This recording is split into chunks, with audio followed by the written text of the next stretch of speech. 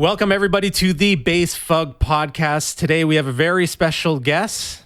We are joined by Navi Nomad, a.k.a. Navi, I guess. Thank you so much for your time, and welcome to the show. Thank you for having me. I'm really happy to be here. Yeah. So one thing that I noticed about your tracks, especially on Snow Cone, is the synths are unreal. The synth on Snow Cone is really, really dope. I was wondering if we could just kind of jump into the sound design right away and just sort of talk about what are you running for a DAW, what is your process, and then afterwards we could kind of get into how you got to where you are today. Oh man, well, thank you so much for noticing the synth in that track. I mean, it as the drop. I'm assuming you're talking about the drop synth that hits. Yes. That well, to answer your first few questions, I'm running off of FL Studio. I've been using it since I was like a teenager. It's been my go-to. I've tried to use other DAWs, and I just can't match the workflow like I can in FL Studio. Um, with that synth, it was a lot of modulation, messing around with a lot of filters, um, and I just wanted something that like was very like gritty and kind of like what it would like when you bite into a snow cone. I know it's going to be like kind of abstract, but when you bite into a snow cone, it's kind of like that crunchy sound. Yep. And then as you're chewing, it's like you really hear this like gritty, crunchy noise in your ears. And I kind of wanted to emulate that, but then also just distort the hell out of it. How did you? This is a weird one, actually, but this is the first for the podcast. How did you decide to emulate the sounds of biting into a snow cone? Uh, it's just like one of those weird things. Like I don't know if any other artists can relate to this, but it's just like you have these abstract thoughts sometimes, and it's just like I guess it was a hot summer day, and I was like biting into a snow cone, and I had like this rhythm as I was chewing, and it's like, you know what, like let's do something with this. I wish it was like a more like prolific story, but it really just came from that. No, but it doesn't have to be, because you end up making something fantastic out of that simple idea. And really, when you think about it, it's not even that simple, because who is even conscious of taking a bite out of a snow cone in the first place? The fact that you were thinking about that sort of, it lends to a lot of my other notes. Usually all the interviews I have a note pad with just a lot of things I want to ask. And I noticed one thing about your socials and now finding out that you're doing your videos is you have a very keen eye for aesthetic. I'm not sure if you agree with that or not, and style. Oh, thank you. I am definitely trying to go for a vibe, I guess you can say. It's not like a super clear one in my opinion. It's more so just like when I make music, I want people to feel like they're the protagonist of something.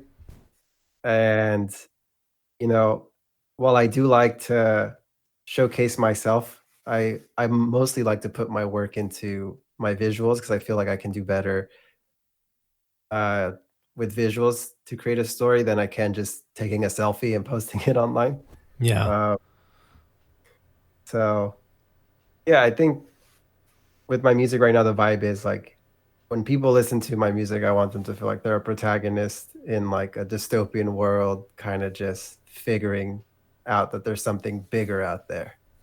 Do you find that you get lost in sort of the hyper real of just to use this term, and overanalyze everything around you in terms of aesthetic? Maybe not get lost in your thoughts about whatever, but just to see a snow cone and bite into a snow cone and then think, yeah, I'm going to make a really, really dope sounding synth out of this. I think with that track in mind, like it was kind of like how you're bringing up, like, did I hyper focus on the snow cone? I absolutely did. More than I like any other person, like any, non-artist minded person would have, and not with, I'm not trying to sound like pretentious. I'm just No, saying that's that fine. when I looked in, when I did that, it was more so like, okay, well, like, I had this idea, but how do I make it make sense? How do I put this into like an image so that people don't just like think, oh, he's being like pretentious with his naming, like, he's just trying to be like one of those people that slaps weird things on stuff and then expects it to be so abstract that nobody gets it. I really wanted like people to just feel refreshed when they listen to it, and in the and then from there just kind of have fun with the visual behind it. I'm not sure if you've looked at it, but it's not like a serious message or anything. And I wasn't trying to get people to be more conscious about eating snow cones, but just kind of wanted to do something fun with that track. Because the synth's name is Snow Cone. The song title didn't come before. Um, the song title is named after the synth after I made it. Oh, wow. Interesting. How do you cultivate this sort of artistic mind? And I know you've kind of already prefaced that you're worried about coming off as pretentious, but I've sort of learned later on in my life that these abstractions and sort of the metaphysical kind of ideas that I used to laugh at and scoff as a 16-year-old punk rocker drinking Colt 45s under a train bridge and throwing the bottles at the cargo trains coming by, I sort of realized that when you're able to sort of like cringe alert, like tap into these emotions and vibes, it's way better than any plug-in DAW $5,000 Access Virus TI that you could possibly get, because you're sort of you're transcending the norm. And in a way, Yeah. you're be able to find an originality that isn't just being original for original sake, but for tapping into something. What do you have any advice for people that I guess may or may not struggle with sort of tapping into that artistic mind? Like where do you Oh start? man, I'm sorry. Like where do you start? Do you start with like just drawing more, or crafts, or listening to different styles of music? Like how do you tap into that for the person who's the pedantic knob twiddler? Oh man, that's a great question. I feel like, man, I hope I could do this question justice, but it does really start with, telling yourself like you're not going to ever know if your idea is going to be a big thing. Like you're never going to have that answer. So why try to model your art after something you don't know is going to happen? What you do have control over is, does this sound good to me? Yes. Okay, I'm going to keep it. Does it not? No, I'm going to throw it away. You have to be sincere with yourself first. And I think, going into like a workflow, it's going in with what you know. So if you're starting out, you're not going to know a lot. So it's the most exciting time because you can just mess with everything. The more you start knowing in production, the less surprised you are with things. So to kind of create for sake of creating, I do like dive into, pop from the 70s in Europe. I do like listen to weird, I guess, quote unquote, Like the shocking weird blue? things that, yeah, like, and just because I want to enjoy it, not because like I'm trying to pull something out of it. And then later it does end up appearing in my work, like, oh, like there's this one style of melody that's in my head that's been playing back and forth. Let's see if I can do something with it. Like that's where I think the best originality comes from, is from detaching yourself from this idea that you have to be great all the time, that you have to make like the Mona Lisa with every track you put out. Yeah. No, just for people who are starting production, I would say make what you want to hear more of. You like listening to dubstep, make more dubstep. Make more dubstep that you like. you like that one song that that guy put out, but there's not a lot of it, make more stuff like that, you know? Yeah. It's I guarantee you it's not going to be an exact replica of that style. You're gonna end up developing your own um, workflow. You're gonna end up developing your own sound likes, and it's gonna evolve from there. It's just inevitable that when you're using something to sort of A B test your own work, that no matter how hard you try to copy, let's say Skrillex or something, you're never going to sound like him. You could match the production Yeah. style, but it's always going to have your take, you know. Mhm. Let's talk about your early life, like kind of, I guess, generalizing or not generalizing, but a generic kind of a question where I'm curious how you sort of developed this outlook looking at art and what your earliest influences were. What was your first music memory? Do you remember? And did you have any mentors growing up? Were you like in school band or anything like that? You know, in terms of like early music memory, like my uncle was in a band. So he like that like if I could think of any memory, it's usually watching him perform. Mm, Um and I've always had like this curiosity about music. Like, how do you take this object and then make these sounds? How do you take drums and create a rhythm? How do you take a piano and create chords and melodies? How do you take somebody's voice, combine all those elements and make music? It was just something that always I was always attracted to.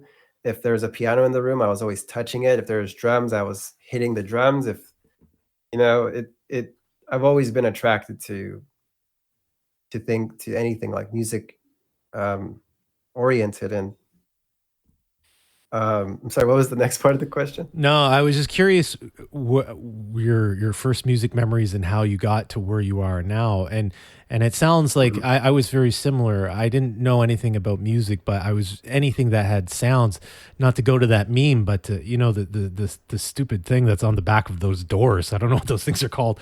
Door stops. I would just be flicking those things all the time because I thought the sound was cool. Or, you know, I would be recording Beavis and Butthead onto my cassette player and trying to mess with the built-in microphone and stuff. And there's a fascination there when you're a child. I think for all children, that it seems like someone was allowing you to cultivate. When did you start taking music seriously? When did you start jumping on production? So it was like early teens. My uncle again, he noticed I had rhythm um, from an early age, and one summer I had gotten back home from like a I think like a camp, and then there was a keyboard, like a piano keyboard, like a Casio keyboard, um, and there was like music books for how to learn how to play piano. And my mom told me like, "Oh, your uncle left that for you so that you could learn how to play the piano." And you know, while it would have been nice to learn how to play the piano, I ended up just messing with all the presets, and I went straight to the drum kits and just started messing with those, Yeah. and never learned how to play the piano, but that's kinda how it started. That's what planted the seed in my head where it's like, I wanna make a full song. Yeah. Like, that was all I wanted to do with that keyboard. Is like, I wanna put a song together, but, you know, these songs don't have recording I mean, these keyboards don't have recording functionalities because 'cause they're just meant to be practiced with. Yeah. So that kinda just eventually drove me little by little towards a DAW, and I'd never turned her away since. Mm. Um, how did you teach yourself? Was this sort of the YouTube era? Were you able to sort of be autodidactic with that and learn online, or did someone show you? Oh, no, this was before the YouTube era. And I'm so jealous of everybody that's learning now I because they know. have all these resources. I know, big All time. these sound design, song structure, like tips and tricks on how to improve your workflow. Meanwhile, I'm here like, how do I automate something? Yeah. How do I, I didn't start learning how to mix down properly until maybe like 5 years ago. Yeah. Um, So it was just a lot of trial and error.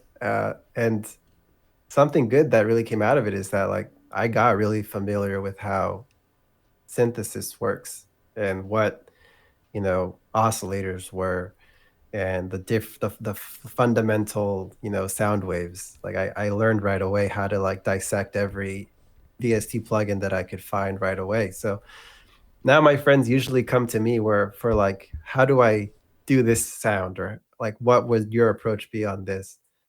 And it's a good feeling, yes, it took me a long time to figure this all out, but I think I'm better because I'm not better than anybody, but I think it made me a better producer. Yeah. Uh, Do you have any preferred synths? What's your setup look like right now? Do you have, is it all in the box? Do you have hardware? And what are you most attracted to these days when you when you're doing sound design? so right now it is all computer based, all digital. I am expanding to get and looking into analog gear. Um, but right now I'm working off of Serum, Massive, it's the stock plugins inside of FL Studio. And then yeah, that's mostly it. There's effects that I use as well for mixing purposes. Like OTT is always on the bus. Distortion, camel fat is another one. Um, but yeah, all of my like heavy synth creation is in Serum right now. I am in the market of looking for something else to use, um, but for the time being, it's mostly around Serum. Hmm. Do you find there's one thing about FL Studio that I find is really impressive, and it's Harmor and it's Vocodex. I'm not an FL Studio user per se. I've made a couple of songs in it, but I'm using other DAWs. But I noticed that Harmor, I will use Harmor and I will use Vocodex. I find these two are just amazing plugins. Do you use Harmor a lot, or is that something you sort of ignore? Oh man, I'm sleeping on Harmor right Oh, now, really? and it's because I just haven't gotten around to getting the full version because you do have to buy it in addition to FL Studio. But it is good. Like I've seen people use it. I, It's I like it's pretty powerful. I use the trial, and when the 30 minutes is over, whatever, I restarted. Sorry, image line. Yeah, I mean, there's ways around it. If you like what you've recorded or if you like what you've played, you can always do like the very tedious thing of like, you know, uh, Yeah, rendering it out. yeah, that's what I Um, do actually. I don't know if that's but illegal or not. Honestly, like I'm worried. We're apprehensive talking about that, but I think you're allowed to if it's just a I think trial. so. I think it's just using the actual software without a license is the bad thing. I don't know. Like Anyways, I could have sworn I read on the forums that they've encouraged like if you get FL Studio as the trial and like it doesn't let you save, yes, so you only have the option to export. And I would think if they didn't want you to do that, they would take away that functionality too. yeah. I bring up Vocodex because maybe I'm completely wrong about this, but on your Travis Scott remix, I think you use a little bit of Vocodex. Am I right? Wow, what an ear! Yes, I did. Okay. I did use it. Yeah. It's so simple. I mean, using the Vocodex is so simple as a vocoder. Hmm. Um, I'm not using any default presets on there, but I am using it as a vocoder to route the synth I used into it. Awesome. Yeah. Let's talk about the COVID situation right now. I'm not sure if you want to talk about this or not, but Oh man. I like asking everybody how they're dealing with it, how it affected their live shows. Were they playing live Mhm. before? How it affected networking? I'm getting a lot of different takes, and some are surprising. Um, it was. It's it definitely has affected, you know, how I go about reaching out to people. Um, Before it'd just be really easy to like go to a show where your friend's playing and meeting people there. Um, obviously, with that being gone, I'm looking like to friend groups, like Discord groups, for example. I'm a part of a few, and all of my friends are on there, and we can communicate like that, and we get in touch with each other in that way. It definitely is kind of sad that we can't go out and play shows right now, but you know, if anything, it's allowed me to really focus on production and like learn and teach myself things that I've been putting on the back burner because I was going out and socializing. So if anything, I'm taking all this time that I have now to teach myself new tricks and um, also I guess come closer with friends that I've lost contact with or like haven't been as close with because of the pace of life. But now because everybody's home, it's a lot easier to just kind of give them a ring and like, hey, how's your music projects coming along? And that's been happening a lot with a lot of people in my circle. For the friend groups on Discord, uh, how would someone find these groups to join on Discord? Can you? I guess when you say friend groups, I guess you mean with your actual friends. But are you part of any like Discord collective groups or anything like that? Because I'm wondering how someone would survive as a new artist during this pandemic era when they don't have any previous connections, and how would they reach out and start finding people to collaborate with and network with? If it's like zero, like I just started producing during the pandemic situation, Yeah. Reddit is a great place to start. You could find so many uh so many like people there. In fact, actually, I was digging through your podcast episodes. You actually interviewed one of my friends, Ramon Pang. Oh, really? Yeah. Yeah, Yeah. him and I go back to our college days. He's we've been friends for a while, so it was really interesting to see that you interviewed him. But we're part of. I'm not sure if you brought up the collectives that we're a part of. Him and I are both a part of Soul Food Collective, Hmm. the Soul Food Music Collective. Um, and then the other ones are just like um, that I've been a part of. But that would be my advice: is don't be shy on like open forums. You'll ask for feedback on tracks. People are always really happy to give feedback, and then from there, establish connections with people. Let's talk about Soulful Music Collective. Can you explain to the listeners what this is? So it's a music collective, I believe, based in Los Angeles. Um, and it's just a group of like-minded individuals that want to spread music culture. um, that's as much as I can really speak on it now. I'm not a super uh, active member, um, but I do go there to participate from time to time.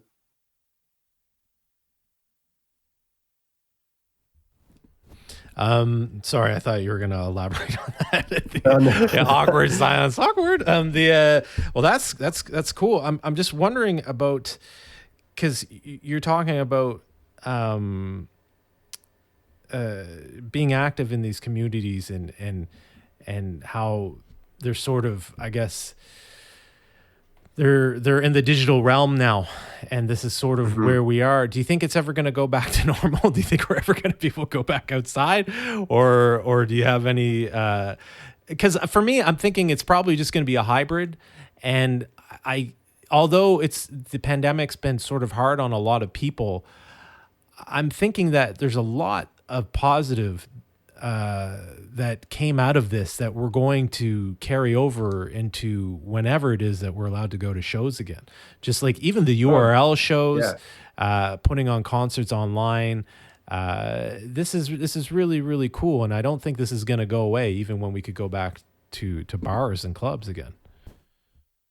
we're definitely seeing a culture of like live stream shows, and I think that's going to stick because it's a lot easier to organize than an actual like club event or an actual like festival.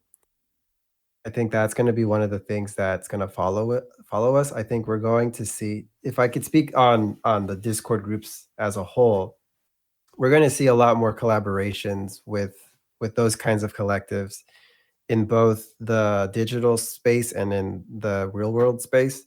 It was already happening. There's already a lot of music collectives out there putting stuff together, ones that stem from like individual artists, like RL Grime has his Sable Valley um, record label. Uh, I think we're going to see more stuff like that pop out. And in terms of going back to normal, I mean, yeah, I feel like we will. I think normal in the sense of like, will we be able to go outside again and will we be able to socialize in public? Absolutely. I think though we are going to carry this like memory with us, and we're going to carry like these, you know, emotions and like these behaviors from the pandemic with us. Like I don't think the masks are going to go away. I think it's always going to be like something we always keep with us. Mm, It's going to be kind of like the new cover your mouth when you sneeze. yeah. And it's funny that you mentioned that because I know the people that lived through the depression, they sort of were spendthrifts later on in life. And I'm thinking, all those RSVPs and interested shows that you that you didn't go to on Facebook, I don't think we're going to take those for granted anymore because some of those shows are looking pretty good at this point, right? Oh yeah. Yeah. Yeah, I've seen some lineups that are like, wow, I can't believe they got those people to do live streams. Let's talk about visuals. I know that I'm guessing that your visuals, that you're the one that's creating them. Am I Yeah. guessing that right? Because they're really Yeah. cool. Like the one for Destroy is really cool. What are you? Can you talk about that a little bit? And maybe what are you using? I don't know really anything about that kind of stuff. I know music, but Blender. I can't do a Blender tutorial. I don't know, something about it's too complicated. Can you talk about that? Yeah, so it came out of necessity. I was trying to, again, like back to what I was saying earlier, like I really wanted to create this um I wanted to portray these kind of visuals, these kind of like this idea of like a story behind my music, and I couldn't really find anybody. Like it's I mean, now I would know who, like kind of have an idea of where I could find a 3D artist, but at the time, like I didn't have the budget to hire somebody, and there's a lot of work that goes into setting up 3D scenes and it's just the whole learning curve. And I had the time on my hands to be able to learn it on my own. And so I looked up free programs to do this, and Blender is what popped up, and that's what I've been using. It is kind of difficult in the beginning, as it is to learn anything new. You got to learn the basics, and I'm by no means an expert at 3D design. There's still a lot that I want to learn and have to learn to take them my visuals to the level that they want to be. But I think, for the future, like if I do decide to bring somebody on, to do these visuals, I would at least have an idea of how to steer them in the right direction, or to be very like detailed in terms of procedure. Like, this is what we need to do, this is what I'm looking for, and I think I can meet the quality of like what I want that way. Would you say this is kind of a dumb question, but this question's sort of for me, I guess. Would you say it was harder to learn how to produce audio than it was to learn Blender? Oh, they're different animals for sure. I think it's easier to speak on like the similarities, where it's like you have to follow certain rules in 3D in the same way you have to follow rules in audio. Like, maybe maybe I might get called out for this, but in 3D, like triangles are really bad. Like if you model something and there's a triangle in it, that's a no-no. Like you shouldn't have triangles in your design, What do you mean? in Why? your shapes. I think it has to do with the geometry. Like it's just I honestly haven't done enough research to know why. I was just, or maybe I like wasn't paying attention when watching a tutorial on the exact reason, but it's like you should not have triangles for your 3D models, unless you're doing video games. I heard in video games it's okay, but I don't do video games, so I just stay away from triangles. And it's actually so. I mean, I don't know if you're ever gonna dig into Blender. Whoever digs into Blender, when you look at like, I guess the wiring is what they call it. It's basically looking at like all the shapes that build your model. You'll notice that they're all uh, quadrilaterals. They all have four points. They all make squares. But I think right now, because to get to your initial questions, with 3D modeling, it's so new still to me that um, it's still, I'm still in that like, oh, this is fun. Like this is super fun, like learning all this stuff. But it's also in like that, I'm so frustrated. I just want to build a house and it's taking me like 5 hours to do it. Yeah. In the same way, like when you're making your first beat and like your chord progression is taking you 5 hours because you don't understand music theory. Yeah. Kind of the same. Interesting. I guess we're getting towards the end of the interview here. I wanted to talk lastly about your new projects that are coming up. I guess you have a new release coming out on the 20th. Yeah, it's a new single coming out called Back It Up. It's coming out on the 20th.